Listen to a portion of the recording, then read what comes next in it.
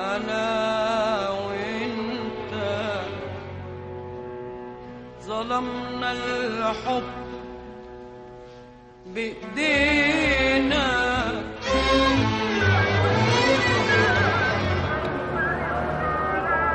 وجينا عليك وجرحنا جينا عليك وجرحنا جينا عليك وجرحنا لحد ما دار حوالينا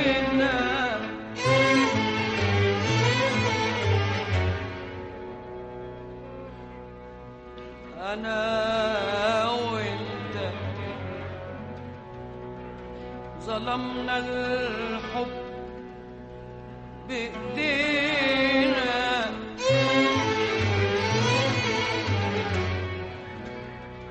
وجينا عليك وجرحنا جينا عليك وجرحنا. Depuis près de 15 siècles, la renommée commerciale et artisanale de Damas a parcouru l'Orient. Si les lames masquinées que se disputaient les émirs de tout le monde musulman ont disparu des souks, restent les belles étoffes brodées, le travail du cuivre ou du verre soufflé, celui de la marqueterie, les magnifiques boîtes en bois incrustées, de l'orfèvrerie, à quoi s'ajoute le commerce des tapis, des antiquités, des bijoux bédouins.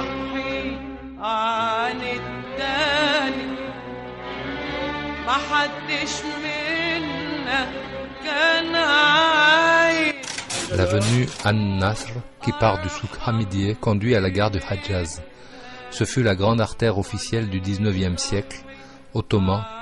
Le sérail à gauche servit de siège à l'administration ottomane, puis à celle du mandat français, avant d'abriter le palais de justice depuis l'indépendance de 1946.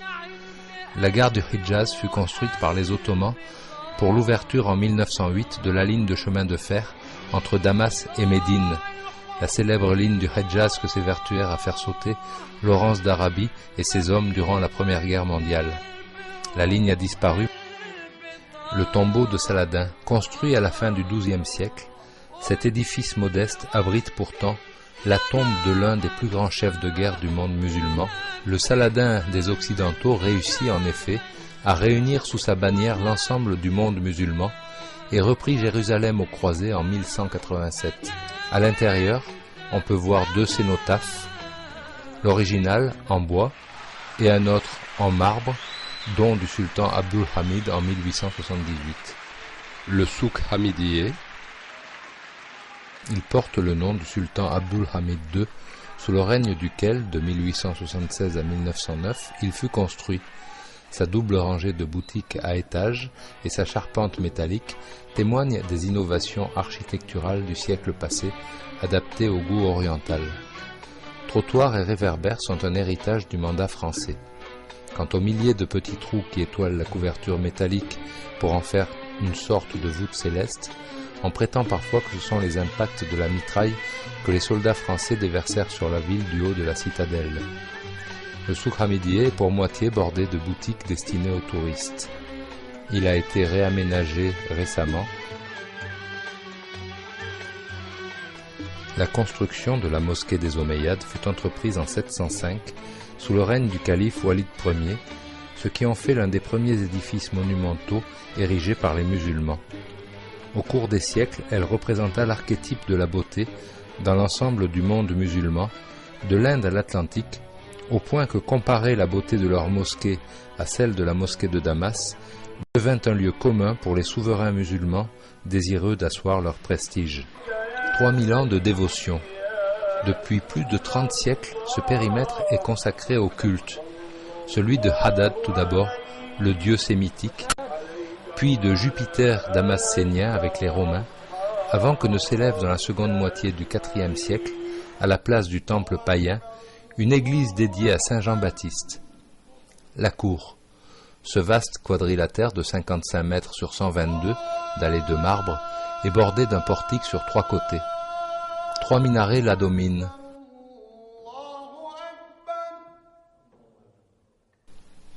Des mosaïstes, dont certains seraient venus de Constantinople, couvrirent murs et plafonds de la cour de somptueux panneaux colorés. Entrés à Damas en 636, les musulmans se contentèrent tout d'abord d'un modeste lieu de prière à côté de l'église du précurseur, qu'ils considèrent également comme un prophète. À l'ouest de la cour se dresse un édicule soutenu par des colonnes d'origine antique. C'est le trésor où étaient entreposées les richesses de l'État à l'époque omeyyade. Ce n'est qu'en 705 que le calife Walid Ier, à la suite sans doute des troubles consécutifs à l'avancée des troupes byzantines, décida de détruire l'église pour la remplacer par une mosquée monumentale. La construction fut achevée en 712 et demanda, à ce que disent les chroniques, 7 années de revenus de l'État, à ne pas manquer les décorations de mosaïques qui couvrent le côté ouest du péristyle, ainsi que les murs et le plafond de l'entrée occidentale. Ce sont les seuls vestiges de la décoration originelle. On peut y voir des paysages, dont certains représentent des vues de la ville de part et d'autre du Barada, tandis que d'autres préfigurent le paradis promis aux fidèles. Des architectes dessinèrent les plans de la salle de prière et de sa façade, selon les modèles chrétiens en vigueur à l'époque en Syrie, mais adaptés aux exigences du culte musulman. La salle de prière. L'intérieur est rythmé par 2 rangées de colonnes parallèles à la façade, qui délimitent 3 nefs où prennent place les fidèles, face au mur de la Qibla qui indique la direction de la Mecque. On notera que nombre de fûts de colonnes et de chapiteaux sont d'origine antique. À côté du mihrab central, la niche pratiquée dans le mur de Qibla, s'élève le minbar, la chaire, d'où prêche l'imam lors de la prière. À gauche de la chaire s'élève un édifice du siècle dernier. Il recouvre le reliquaire qui contiendrait la tête de Saint Jean-Baptiste. L'édifice connut bien des vicissitudes. Il fut pillé et en partie détruit à 2 reprises par les Mongols au XIIIe et XVe siècle, avant d'être incendié accidentellement en 1893. Le sinistre ne laissa que les murs de la salle de prière, mais épargna la cour. En longeant tout droit l'enceinte de la mosquée, on découvre bientôt dans le mur les vestiges de l'entrée de l'église chrétienne. C'était à l'époque romaine l'entrée sud du temple de Jupiter. Au linteau, on peut encore lire une inscription en grec à la gloire du royaume du Christ. Le palais Azem est sans aucun doute la plus belle de ces demeures damascènes, il en existait plus de 150, qui font l'une des richesses de la ville. Celui-ci fut construit au milieu du XVIIIe siècle pour le compte de Assad Pacha al-Azem, gouverneur de la ville. Redécoré au XIXe siècle, le palais servit de résidence aux autorités françaises durant le mandat de 1920 à 1946. Racheté par l'État syrien, il abrite depuis 1952 un musée des arts et traditions populaires. Les collections disposées dans les pièces qui bordent les 2 cours du palais présentent des objets usuels du siècle dernier, une collection de costumes de différentes provinces du pays et plusieurs reconstitutions à l'aide de mannequins de cire, de scènes de la vie publique ou privée, théâtre de marionnettes, salon d'un gouverneur, préparation des atours d'une mariée, vie quotidienne chez les Druzes et les Bédouins, des bains. Le véritable intérêt réside dans la découverte de cette merveille d'architecture et de décoration que constitue le palais. Marqueterie de marbre polychrome, superbe plafond de bois peint, fontaines rafraîchissantes, cours plantées d'essences rares d'oranger et de cédrat.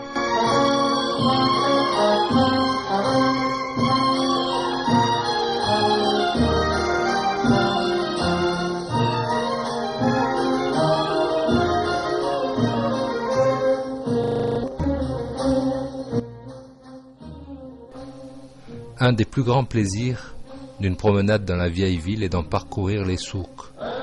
Autant pour le plaisir de découvrir l'animation bruyante, les parfums entêtants, les beaux caravansérails du temps passé, que pour celui de s'abandonner à la tentation d'un étal à l'autre. Comme dans toutes les villes arabes, les boutiques sont regroupées par secteurs d'activité. Très près du palais Azem se trouve le souk al-Bzouriye, occupé en grande partie par des marchands d'épices et de fruits secs, et il conduit à la rue droite. On peut jeter un coup d'œil au hammam Noureddin, C'est le plus ancien bain public toujours en activité. Immédiatement après s'ouvre le Khan Assad Pacha, qui porte le nom de son constructeur, celui-là même qui fit édifier le palais Azem. Construit au XVIIIe siècle, c'est le plus vaste de Damas et l'un des premiers exemples de Khan doté d'une cour centrale entièrement couverte d'une coupole.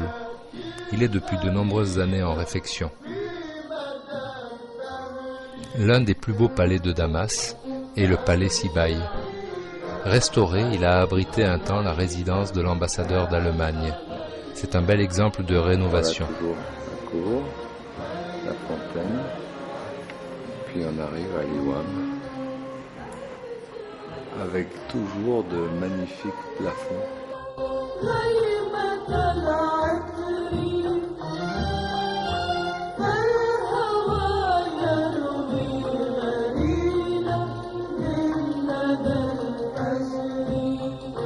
En revenant sur la rue droite et en continuant pendant environ 200 mètres, on découvre les vestiges d'un arc antique. Il marquait l'intersection du Decumanus et du Cardo Maximus de la ville romaine. C'est aujourd'hui le quartier des ébénistes. Alors ça serait le palais d'Arda vu de l'extérieur.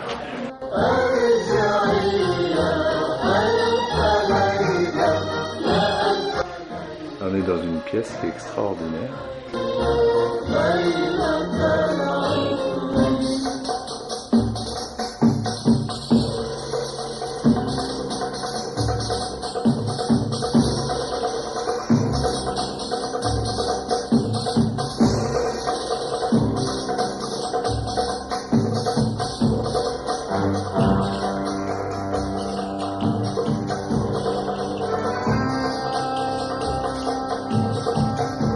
Et qui donne sur l'intérieur qu'on vient de voir pratiquement. Ils ont entassé les meubles en bas.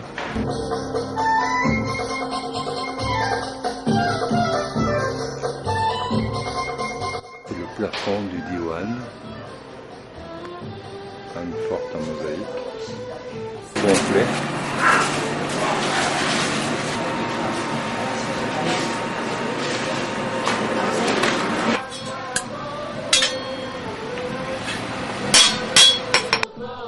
Le palais Maktab al-Anbar, après avoir longtemps servi d'école, a été remarquablement restauré et abrite aujourd'hui une partie de l'administration du gouvernorat de Damas. Voilà les ruelles avec ces balcons tout à fait typiques. Là on est sur l'entrée côté est de la mosquée et c'est les vestiges du temple de Hadad. Un restaurant près de la mosquée.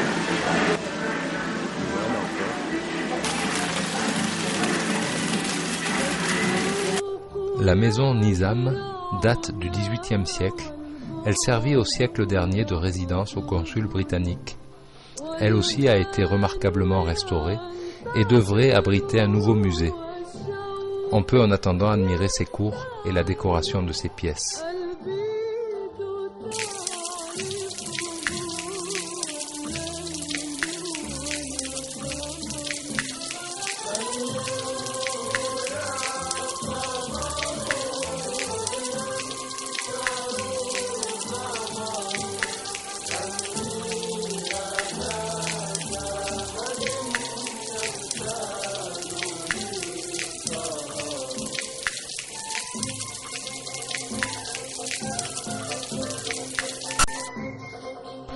Le travail de la marqueterie est une des fiertés de la Syrie.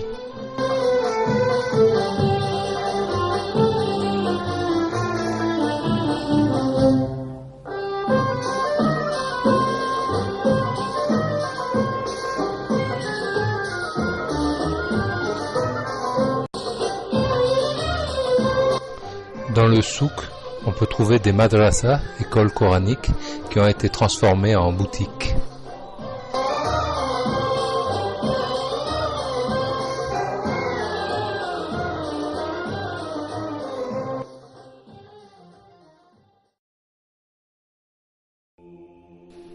Maloula, avec ses petites maisons en partie troglodytes échaulées de teintes pastel, C'est le plus visité des villages du Kalamoun. Mais Maloula doit surtout sa célébrité au fait que certains de ses habitants parlent encore le dialecte araméen, proche de la langue que parlait le Christ. Le monastère Saint-Serge, grec catholique, est le plus ancien édifice chrétien de la région. On pénètre dans l'enceinte par une porte très basse. L'iconostase porte de belles icônes, dont certaines datent du XVIIe siècle. Mais le plus remarquable se trouve dans l'abside centrale. Il s'agit d'une très ancienne table d'autel qui emprunte sa forme aux tables de libation des temples païens.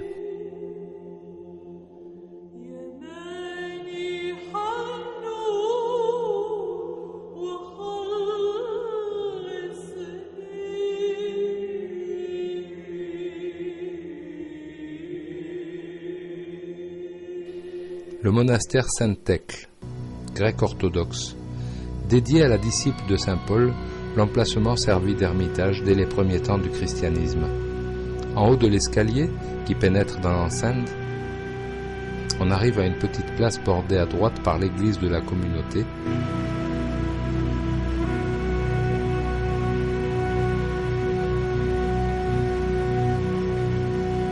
Un petit escalier conduit à la grotte de la Sainte. La source qui la désaltéra y jaillit toujours. Elle repose dans la petite chapelle qui ouvre sur la grotte. De là, on a une belle vue sur le village. On entend la voix du muezzin. Le défilé de Saint-Thècle. Il s'agit d'un étroit passage entre deux falaises qui fut ouvert par miracle pour permettre à la Sainte d'échapper à ses persécuteurs. Thècle était la fille du gouverneur romain d'Iconium, en Turquie actuelle. À l'âge de 18 ans, elle entendit par sa fenêtre ouverte la prédication de saint Paul et décida d'abandonner le paganisme de sa famille pour embrasser le christianisme. Elle suivit l'apôtre à Athènes, échappa au martyre à Antioche, puis de là gagna le Kalamoun, après avoir accompli bien des miracles. Voilà la source. Elle choisit une grotte pour ermitage, mais la vindicte des Romains la poursuivit jusque-là. Alors que les soldats la pourchassaient, la montagne se fendit en deux pour lui permettre d'échapper à ses persécuteurs. Elle passa le reste de sa vie dans sa grotte, recevant les chrétiens de la région venus lui demander sa bénédiction, et y fut inhumée. Sednaïa, ce petit village à majorité chrétienne, est dominé par la masse du couvent forteresse Notre-Dame de Sednaïa. On accède au monastère, occupé par une communauté de sœurs de culte grec orthodoxe, par un escalier moderne. À l'époque des croisades, Notre-Dame de Sardenaï était pour les Francs l'un des plus importants pèlerinages de la Terre Sainte. On venait y vénérer le lieu où était apparue la Vierge et sur lequel Justinien fit édifier le monastère. Une des marches, au début de l'embranchement à droite, est protégée par une grille. Elle exude une huile miraculeuse que les fidèles effleurent avec respect. Pour découvrir un plus ample panorama, on peut grimper jusqu'au monastère des Chérubins. Le sommet de cette montagne fut dès le IIIe siècle un refuge pour des ascètes chrétiens qui vivaient dans les dizaines de grottes qui trouent les environs. Ce fut sans doute au VIe siècle que fut édifiée une première église sur l'emplacement d'un temple païen. Pour aller à Palmyre, le passage par Homs nous a permis de nous arrêter dans une pâtisserie réputée comme une des meilleures.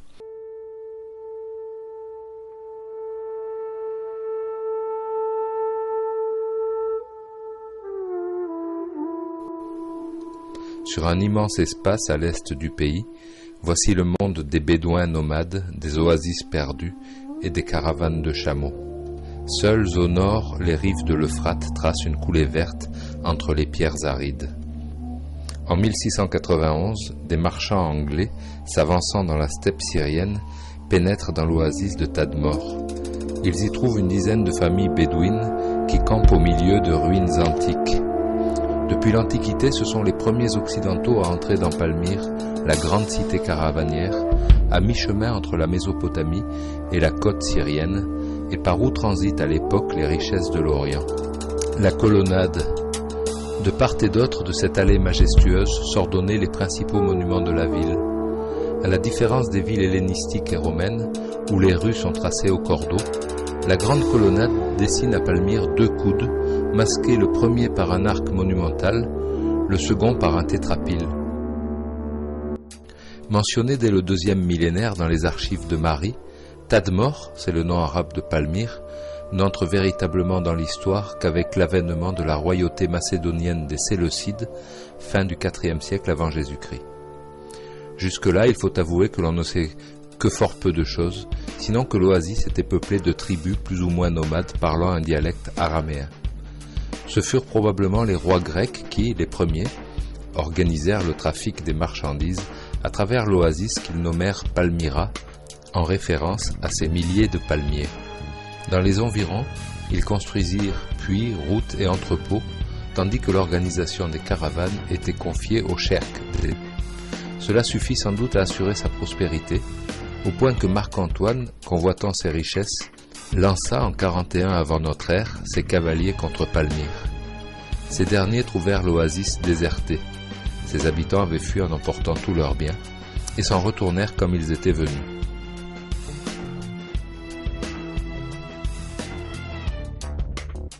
Là, nous sommes dans le souk, c'est le tableau des droits.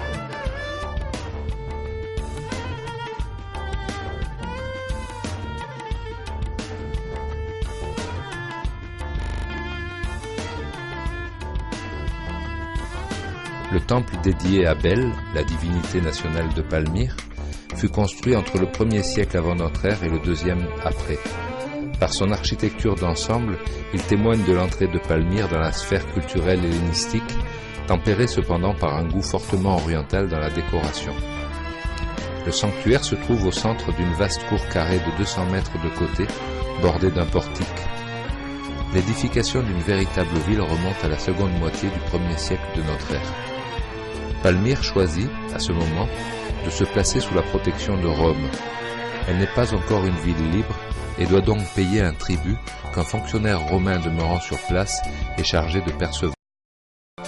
L'oasis fait néanmoins l'objet de toute la sollicitude de Rome. Palmyre défend, en effet, la frontière orientale de l'Empire. Au-delà commence le royaume des Parthes, constante menace sur l'Orient méditerranéen. La Cella, le Saint des Saints, 2 de ses poutres reposent à droite de l'entrée de la Cella. On peut y voir des bas-reliefs représentant la divinité montée sur son chameau. À l'origine, les sculptures étaient peintes.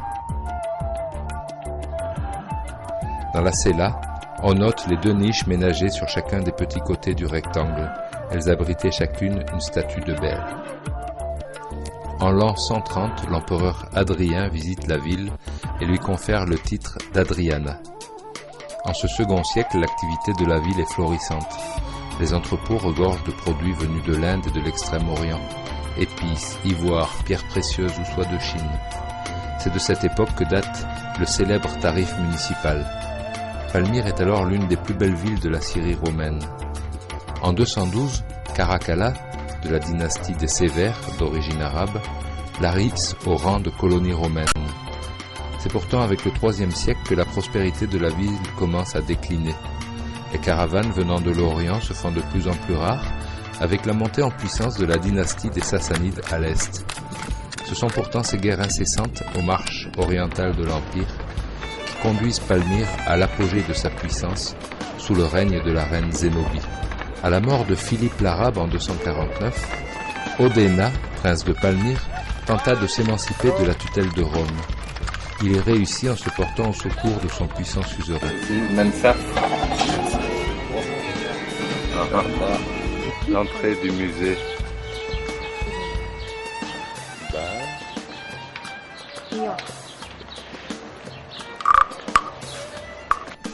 Après avoir enlevé les postes romains sur l'Euphrate, les Sassanides entrèrent en Syrie et avancèrent jusqu'à Antioche qu'ils pillèrent. Se portant à leur rencontre, Valérien fut défait en 260 à la bataille d'Édesse et fait prisonnier par le roi Chapour Ier. Le temple de Baal-Shamin s'élève au milieu d'une partie du site qui n'a guère encore été fouillée. C'est l'édifice le mieux conservé du site, seul manque le toit. Il fut en effet transformé en église à l'époque byzantine, ce qui le préserva de la ruine. on peut en admirer la foisonnante décoration où se mêlent librement les influences hellénistiques et orientales. Les Palmyréniens se faisaient inhumer en famille dans des caveaux souterrains, des hypogées ou dans des tours funéraires. Il en existe près de 400 autour de la ville et bien peu ont été à ce jour explorés. Le fondateur de la lignée trônait en bonne place au fond de la salle, représenté par une statue allongée en compagnie de son épouse et de ses enfants. Ses descendants étaient disposés de part et d'autre de la salle, dans des casiers fermés par leurs bustes funéraires. Il existe 2 nécropoles, l'une, la vallée des Tombeaux, à l'ouest du site, l'autre, au sud de l'oasis. 6 d'entre eux sont ouverts à la visite. On a beaucoup brodé, et cela dès l'Antiquité, sur la légende d'une des reines les plus célèbres d'Orient, Zénobie. Son histoire a de quoi enflammer bien des imaginations. Cette femme lettrée et tout imprégnée de la pensée hellénistique endossa à la mort de son mari la tunique du parfait chef de guerre. Elle réussit pendant quelques années à mettre la main sur l'ensemble de l'Orient romain. En 270, Zabdas soumet l'Égypte à la tête de 70 000 hommes. 2 ans plus tard, ses armées occupent Antioche et toute la Syrie romaine. Zénobie se pare alors du titre d'impératrice, associe son fils au pouvoir et frappe monnaie à son effigie. C'en est trop pour Rome qui dépêche son empereur en personne. Aurélien débarque en Syrie en 272. Les légions romaines chassent Zénobie d'Antioche puis de Homs. La reine doit alors trouver refuge derrière les murailles de sa capitale, qu'assiègent bientôt les légions d'Aurélien. Le sort de Zénobie est scellé. Le château arabe, cette fière citadelle qui domine le site, a suscité bien des interrogations. On découvre de là-haut une vue fabuleuse sur le site ainsi que sur les montagnes alentours.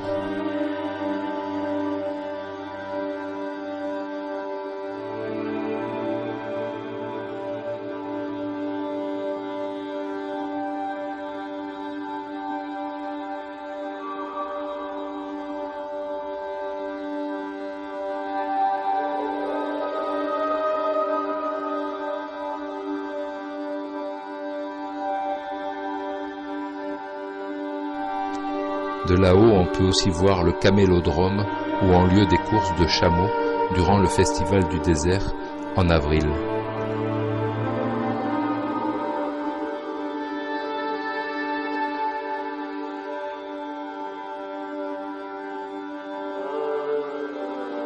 De Palmyre à Deir ez-Zor, les 2 villes sont reliées par 201 km d'excellentes routes à travers la steppe.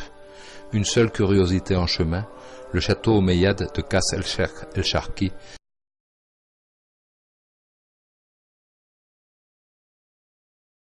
Trois kilomètres avant d'atteindre le château, on découvre tout d'abord les restes d'un mur d'enceinte. Au temps des califes, il mesurait 15 km de long et protégeait les 700 hectares de jardin qui plongeaient le palais dans un écrin de verdure. Aujourd'hui, la steppe a repris ses droits et c'est au bout d'un champ de pierrailles qu'on atteindra l'ensemble du palais. Il se compose en réalité de 2 bâtiments distincts, séparés d'une quarantaine de mètres.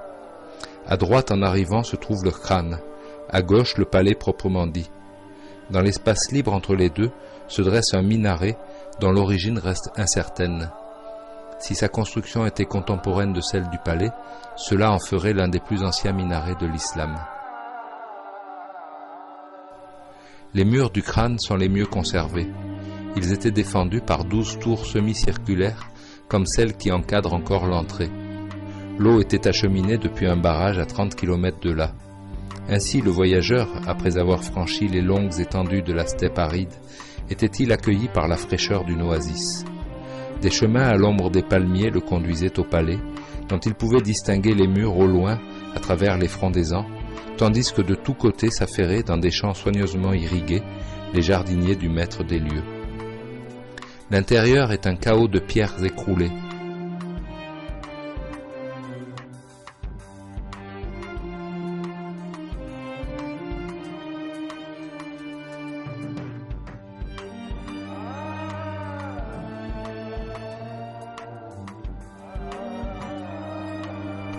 Le palais lui aussi, entouré d'un mur percé de 5 portes et sur lequel se détachaient 28 tours, a beaucoup moins bien résisté aux outrages du temps. L'intérieur s'organisait autour d'un vaste espace central bordé d'un portique. De là, on accédait aux appartements du calife, aux communs, remises, pressoirs à huile, au quartier des serviteurs ou à la mosquée dont on peut encore voir les traces dans le coin sud-est, immédiatement à gauche en entrant.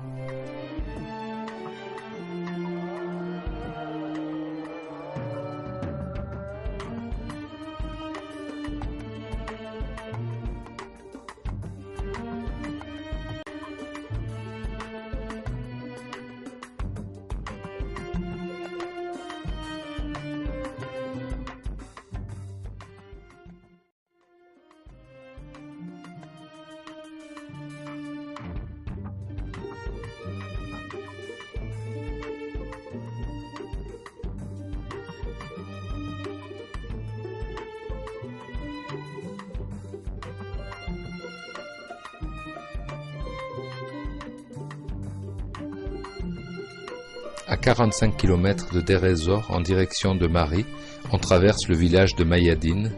Les ruines du château de Rabba se dressent à 1 km à droite.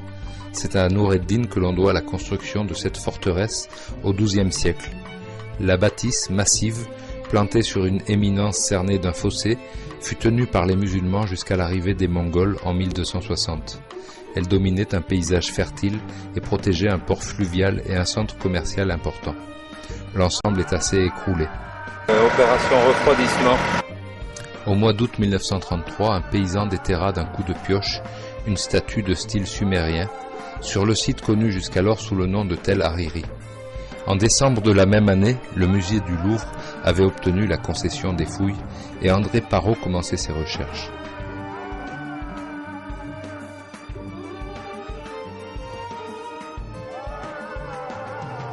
Il faut bien admettre que la visite du site de Mari peut s'avérer décevante pour un œil non exercé.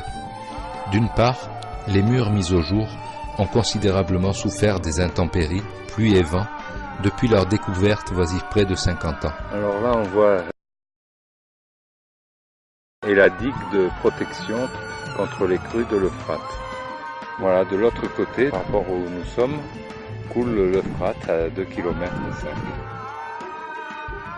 Seule une partie du palais est protégée par un auvent. D'autre part, la superposition des différents niveaux d'occupation rend difficile une vision d'ensemble du site. Déçu par les premières excavations, qui ne donnaient rien, André Parrot se résolut à entamer une seconde tranchée. Là, dès janvier 1934, une statue fut exhumée. Sur la pierre était gravé le nom d'un roi de Mari, cette capitale de l'Orient ancien que l'on ne connaissait jusque-là qu'au travers des listes royales sumériennes. Mari au IIIe millénaire. Le site fut tout d'abord occupé à l'époque des dynasties que les historiens appellent présargoniques, c'est-à-dire antérieures au règne de Sargon, 2340-2284 avant Jésus-Christ, maître sémite d'un royaume qui s'étendit de la Mésopotamie jusqu'à l'Anatolie et dont la capitale, Akkad, n'a pas été encore identifiée à ce jour. De fait, la cité de Mari semble avoir été fondée vers le XXVIIIe siècle avant notre ère. Les fouilles ont montré qu'il s'agissait d'une ville de plan circulaire, protégée par une levée de terre. Une digue, probablement destinée à prémunir la ville des débordements saisonniers de l'Euphrate, qui, à cette époque, coulait à 1 km de la ville, 3 km aujourd'hui. Elle était reliée au fleuve par un canal qui passait au beau milieu de la ville, le tout dans une région dont la faible pluviosité interdisait toute agriculture sans irrigation.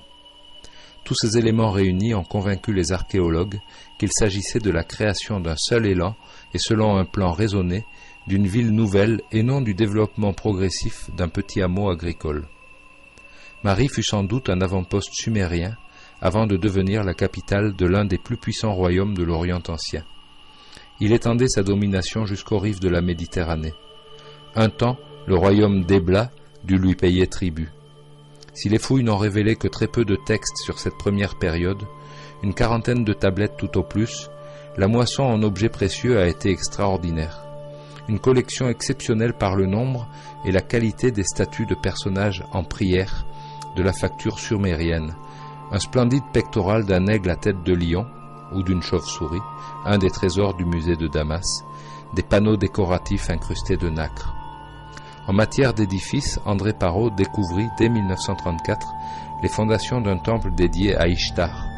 C'est là que fut découverte la statue de Lamghi Mari, roi de Mari, qui permit d'identifier le site. Quant au palais du 3e millénaire, il ne fut découvert qu'en 1964 sous celui du 2e millénaire. Vers 2400, l'astre de Mari déclina. Le royaume fut soumis à celui d'Ebla avant que les deux capitales ne soient conquises vers 2300 par Sargon d'Akkad. Le nouveau maître de l'Orient y installa des saints, l'astre de Mari déclina. Le royaume fut soumis à celui d'Ebla avant que les deux capitales ne soient conquises vers 2300 par Sargon d'Akkad. Le nouveau maître de l'Orient y installa des gouverneurs qui se proclamèrent indépendants à la chute de l'empire d'Akkad. Cette nouvelle dynastie régna sur la ville jusqu'à la fin du 3e millénaire. Leur histoire nous est pratiquement inconnue. Tout au plus connaissons-nous la liste des souverains.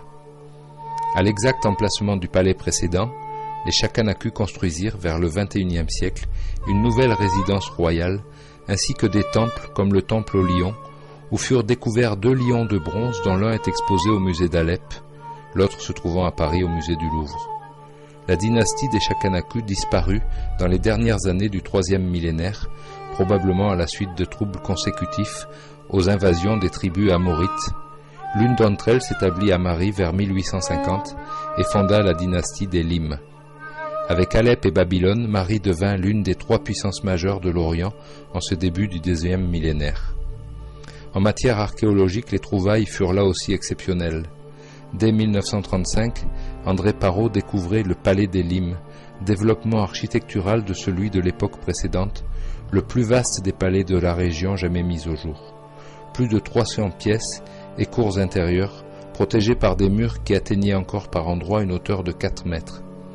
L'étude de son plan d'ensemble a permis de reconstituer l'économie du palais avec sa salle du trône, où fut retrouvée face contre terre la splendide statue en diorite d'Ishtup Ilom qui orne aujourd'hui une des salles du musée d'Alep.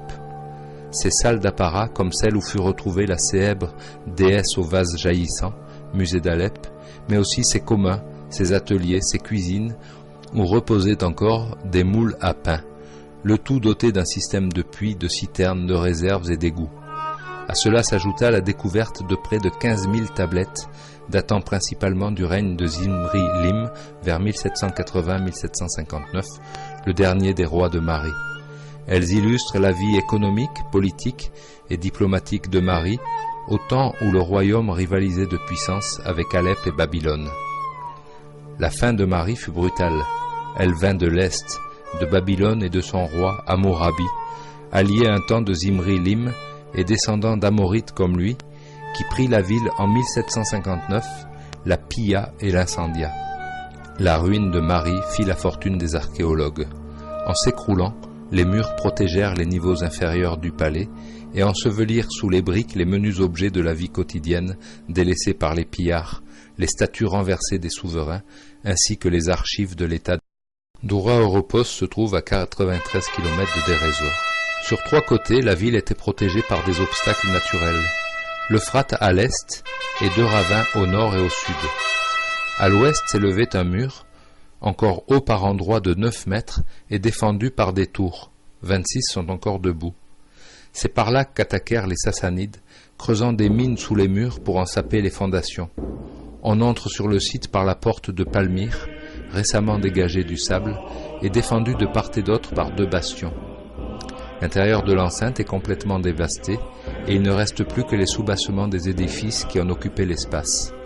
À gauche de la porte, contre la muraille, se trouvent les vestiges d'une chapelle chrétienne. À droite, ceux de la synagogue.